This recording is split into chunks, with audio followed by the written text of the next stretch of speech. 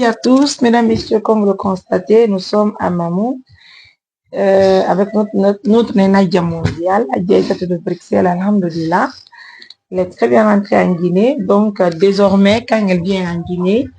c'est un séjour qui sera médiatisé puisque c'est normal. Elle travaille quand même avec des journalistes et surtout elle est partenaire idéal de cette organisation humanitaire basée en Guinée qui travaille pour tous les Guinéens. Elle fait partie des premiers partenaires et elle est devenue maintenant membre. Donc, c'est nous tous qui faisons tout ce que nous faisons dans cette organisation. Les décisions ensemble, tout ce que nous faisons, c'est ensemble. Vous l'avez vu, hein? Elle est venue parce que son frère est décédé, le pédiatre de Kindia, le chef pédiatre de Kindia. Voilà, donc elle est venue et comme vous le constatez, hein, elle est avec nous, disponible pour dire Mariam. On va passer dire bonjour à Ablaï, sa femme, ses enfants. Et en plus aussi, on va visiter quelques activités que nous avons réalisées ici à Mamou avant de repartir en Belgique. En tout cas, alhamdoulilah. Vous l'avez vu, elle est là avec moi. Et puis depuis que je l'ai vue, je ne sais même pas dans quoi je suis moi-même. Donc, alhamdulillah, assalamu alaikum. Wa alaikum salam wa rahmatullahi wa barakatuh. Jantung idong e jang. Jantung alhamdulillah. Alhamdulillah. Gindulu gidi mo yika. Mais yi. Geron kuda sena. Oh, meron kal. Alhamdulillah. Donc, nous sommes aussi avec notre Vena Jakiela. Oui, Hadji, assalamu alaikum. Donc, y jang. No haifi. Alhamdulillah. Jamtu. Alhamdulillah. Pero kadiko jaja. Partenaire de meɗen ɓen kamɓe kono diga meɗen Mamou hay alhamdoulillahi rabbil alamina donc ɓaɓe humpitiki haray voilà nena jogi ko Ablay o ganti Ablay mi anditiɓe d'accord ko ka ONG woni voilà haray ko ɗum oti ariri ɓay si tawi hara oti yalta filmede ma waɗugol publicité kono tigi tigi ko honɗum courage lan iwtirgol ɓaawo mon ara hiwro waɗa ɗiɗo par ce que golle mon ɗen ko golle taw ko adi kon ɗe Allah yiɗi yarli donc ɓenni neɗɗo sa jaɓali nema banu adama a wata jaɓude nema Allah mo a sutaki on golle ɗon ɗon wadde ko golle moƴƴuɗe wallitagol julɓe ɓen ɓe heɓa moƴƴereji ko wonɗon kon wadde haysi on yoɓetake ɗon hana weltanede du'ane haray ko ɗum ɗon bien sûr ko mayde mi ari fatundeji ɗiɗi mi ari donc mi neɓataga kono si tawi hara ko fi jamanu on yatalan kono miɗo du'a arde mi weltano on mi du'ano on haysi mi waɗanta on fus e batte golleji ɗin ha kadi tawde kadi bobogo kadi jibinama haray arugol kadi du'ano oɗo haray ɗen toro Allah subhanahu wa ta'ala yo Allah wurnu bobo waɗa barke makko yo Allah waɗmo ɓanto dina islam yo Allah okkumaɓe makko ɓen jawdi laaɓundi dagindi ko ɓe ne'iramo Allah o taw lando baadi yummay ɓen haray yo Allah on ɓeydu moƴƴere e o groupe yo Allah okku en jawdi laaɓudi dagindi haray ɗen weltano sayji ɗin fof neniraɓe e partenaire ɓe wonɓe gollude ɗo horɓe Allah wonɓe accutude haajuji mum e golleji mum ɗin fof senda ko jogii kon e waɗa fi ɓantugol dina kan en toriki Allah subhanahu wa ta'ala yo Allah on ɓeydanɓe ɗum ɓe maraɓen kadi yo Allah okkuɓe jawdi laaɓundi dagindi en toriki Allah subhanahu wa ta'ala yo Allah on taw koye naata ɓe aljanna haray ko ɗum ɗon waɗi sayiji ɗin fof miɗo yiɗi arugol weltano on fof ɓayi miɗo sikki buyɗo hari ha hande yiidali donc haray miɗo andi mi wawa on waɗangol goɗɗum miɗo wawi noon hokkorde on goɗɗum lanna kono du'a on ɗum ɗon no ɓuuri ko woni wo haray mi toriki Allah yo Allah okku on moƴƴere aduna e laara okkida en fof donc haray min weltaniki équipe on fof mum ila e partenaire ɓe kala ka ɓe woniri e neniraɓe duhiɓe bandiraɓe ha hewti Mariam e on fof moodi hay e goto accaka yo Allah waɗu barke mum waɗa barke golle ɗen. Faites comme elle, hein, quand vous venez en Guinée, préférez toujours de séjourner à Mamou. Mamou, le climat est bon. Et puis nous sommes là, nous allons visiter le chantier ensemble. C'est normal. Hein? Nadia, elle est venue pour le décès, mais elle va encore visiter endroit du donc on dit que dans le comme elle m'a connu Nadia. Comme elle m'a plaint. Et donc Diagne.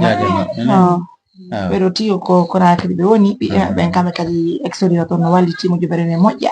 on tini il faut que mi andina julɓe Allah ɓen Nena ne veut pas sortir dans les vidéos. Ben, moi, je suis là. Je dis Nadia, j'aimerais vraiment que y ait une vidéo. Pourquoi? Parce que ils ont tauti et ils ont tambita les mots de bere. Kene vraiment on est un bout de mon john non même mutora on like ad imo e modon be vraiment yo waltane les mots de bere donc menen kadi be doit teddi ndew men teddi na fi modon men holla julbe Allah be fo modi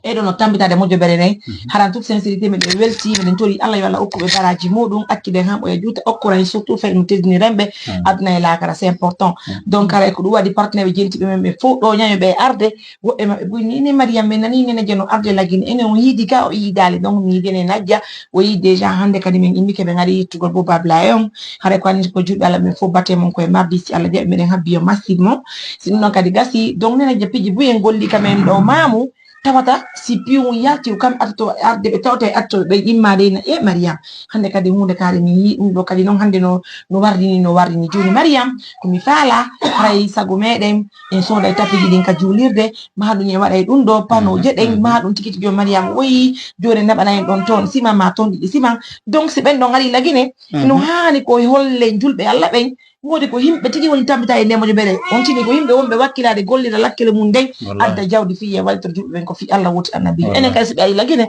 sago mere en hollabe golle wala dey ko dum mi tek ko ma teli ko do on ngandi de darni sudu sumundu do me yawno men tay sunu no sumi fusi yalta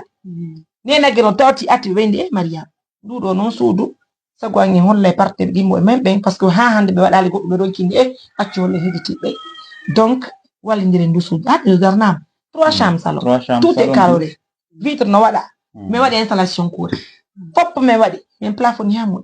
men naadi dande kadi me wadi ndato donc be yebe yi dum donc no wondani me menen kadi bantu hoore parce que be hollay ben to wondema hajja en tigi woni ko seni hi golle wada be hoore mamun do nenira me ke ngube bay me yawno ko mabbe ay go cumudo be hande be mari 2 chambres salon be mari magasin caro no wada pano no wada hibe okkandiya sibe yebe yi dum donc hare ko noni e bali be yumira e bumbe darnabe do dindo do okka pu améliorer no foso hino wonde baraji e puis be hi joni julbe Allah go kadi benen be yaali be wawa e andude neni hajja ari hi golle baraji de andi be wawa e kambe tigi halfinade mabbe fitugo zakaji wadugol piki sadakaji no wonde bantore ko muradu mo andi hare kadi en attora to weltorama be sene e mabbe on e yarlina be kadi e kotira e mabbe feƴƴime ɓen e toriki Allah subhanahu wa ta'ala yo Allah hokkuɓe jannatul firdaus ya fo ngenen kadi si ƴettita en ara me weltori sena e mo moƴƴa no Mariam Touré holliri non ɓurɓe ɓen wallitotoɓe mojjebere nden men ɗuuɗaɓe andugol kono si woni hara sifa mongen senike ɗa hewti laggine ɗo sago amen hara yaada kadi onon kadi men holla on piji ko men waɗi ko parce que haray na haray innugol ko obligatoire kono haray kadi menen no wela men si woni wallitoto ben hewti do be yeyi kadi be ko men ko be wallitori kon be yani hoore mabbe hare dum don kan no wela men mojja yi jama on kadi yiidu en sembina golle den yiidu en ka kamen gollata do may kamen golli don e réalisation ji ko men wadi kon hare sembina golle den mojja kadi burta kadi hare wadude hoolare ko fewti golleji din bay do ngandi hare piji de wela fi don nande piji buy ko ni fejjude ko fewti fi mojo berende hare on ya photo hare si on seni ke ga hare na innugol hare men yanga yo woni kono hare no wela men mojja non so yutiri bawa men ma wonti yeso yi golleji din ko wada kon ko tawata hare ko ono woni tambitade parce que so nani mojo berende c'est ko onon partenaire be si partenaire be ala no de mojo bere wodata ke parce que ko onon holli vraiment lawol ko dum do duwa wadede ko men wade dum do men tambitoto fuddi tambita ha joni no woni yaaji mojja ande vraiment me wata compte de réalisation ji ko wada e dow ballal mon ko tawata hare ko Allah subhanahu wa ta'ala woni ko moyi kadi yo dum do wade hare ko non men falira arawon setinali ko no Allah hare en weltanike groupe on fo en yetti Allah subhanahu wa ta'ala en do an ko nelaado be Muhammad sallallahu alaihi wasallam e mawbe men neyirbe ben diina islam haray iden weltano nenirabe no wodi nenirabe buyno gasa do ko min buyi atamana nata hitomu kono mi andene no wodi nenirabe horbe Allah wakkilibe hara ben be yida hayo inde mabbe wowle haray mi do toro Allah subhanahu wa ta'ala yo Allah yobube ko woni si hunde wadi no wadde ko foyke goɗɗo wona yeeso kono no woodi woɓɓe wonuɓe waɗirde ɓen faalaka yo goɗɗo andu inde maɓɓe kono noon nde Allah anduno inde maɓɓe e maɓɓe no yoni haray miɗo weltanoɓe mi wata kontude inɗe maɓɓe ɗen e programme ji buyɓe nanay hara hiɓe welti waɗugol piiji ɗin ɓe ɗaɓɓa waccede ɓe ɗaɓɓaka hunde miɗo weltanoɓen fota fota hiɓe duuɗi noon moƴƴagoy kono haray ɗen weltanoɓe ɓe aduna on fof noon kono ko Allah mari joddi yo Allah yoɓuɓe yoɓay zuriyaji ɗin haray onon kadi o weltanama moƴƴa haray golleji ɗin fof no nafude jamanu heɓude nafa e mum yo Allah on okku en ko laaɓi dagi fahin ko itten sadaka ko waɗiren sabu Allah onon kadi yo Allah okku on duuɓi e cellal e diina jaɓaka e doole e arsike juutina balɗe ɗen e cellal ngal yaafo mawɓe men ɓen fof waɗa barke zuriyaji ɗin fof haray tigi tigi ɓay gonga ɓeya ɗo oti no welti moƴƴa haray miɗo weltani kadi équipe on ɗo kadi haray Mariam Touré kadi groupe on ɓe yahi ka amen to ɓe naɓi ñaameteje fiji wallahi non ala ko mi wola tina yo Allah yoɓu ala ko ila mi hewti ɗo hanki wallahi no ala ko ɓe waɗa teddingal ñaamete ndi loppaki ndi weli moƴƴa noon ñaameteji welɗi rigara ala wo banana wata defde ɗum mi noddu mi landi téléphone ko tanti mo mi landi mi noddi awa mi anda so a landanoki konno gerde mini ko ɗum ɗo député mi lande ka téléphone ena vraiment yo Allah on teddi on aduna e lahara yo Allah ɓeydu jikke yo Allah teddi on aduna e lahara par ce que min on hunde ala ko mi waɗani on kono noon kala ko waɗuɗon ko Allah yoɓata on mi weltike kadi fi kadi andintingol julɓe Allah ɓen fof de passage haɗa ko hajja en ɗo woni sabu au fait yo mojobere amen nden huwondir e mojobere wiyetende ɓe marɓe page officiel wiyeteɓe kumpital ko nen hajja woni sabu han min personnellement président ton yomi andinirde ɓen ɗon neni hajja ɓe yoton ɓen ɗo ko ɗaɓɓana emen sabuji ɗaɓɓana emen hiɓɓe sadi ɓe ɗaɓɓana men himɓe wallayɓe men hara ko fino min antora ko kamɓe woni sabu yomin humpodirde ɓe wiyeteɓe kumpital tawata hande hiɓe anda e aduna Allah fop on tini donc ɓeɓe kumpital miɗen ça fait ɓe woni taw min yiiɗi min yewtay miɗen naɓudude kadi en même temps kadi mi profita mi yinna kumpital albarka maɓɓe par ce que fi hon ɗum ɓe ƴettude joni hay piiji gono ton ɗe si tawi woni ɓe himɓe ɓe rewi e maɓɓe fi waɗugol piiji ka peeri men gas tawi woni kamɓe heɓata sabu waɗugol ɗi ɓe miijano addugol mojobere men nden assistance humanitaire d'urgence fiye wawade ɗum ɗon golleji on tini hara miɗo welti ko barka maɓɓe moƴƴa noon mi weltaniki o mouradu moƴƴuru kala wonɗo ka kumpital toon Mariam Touré no weltani yo ngal barka yo Allah accude hamɓo e juuta ɓurna faɓɓe waɗa barke maɓɓe nena jawni saabu en andiniri kono vraiment hiɗo wadde golleji hiɗo wadde kadi jikke hoore amen hiɗo weltore kadi mojobere amen nde mbiɗen tori kadi Allah yo Allah ɗum ɗon jikku jikke ruttu hakkudeji meɗen franchement par ce que hande kala nodduɗo ɓe piiji waɗugo ka leydi gas tawi woni ɓe wawata arde ɓe lawon tan ɓenne vraiment ɓe rewre Mariam Touré yimɓe buyi hollilan ɗin ɗon piiji donc hunde weldanangal ko fota wona e seeɗa ɗon e najji albarka nani merci beaucoup les mises en mots je vous laisse prenez bien soin de vous bonsoir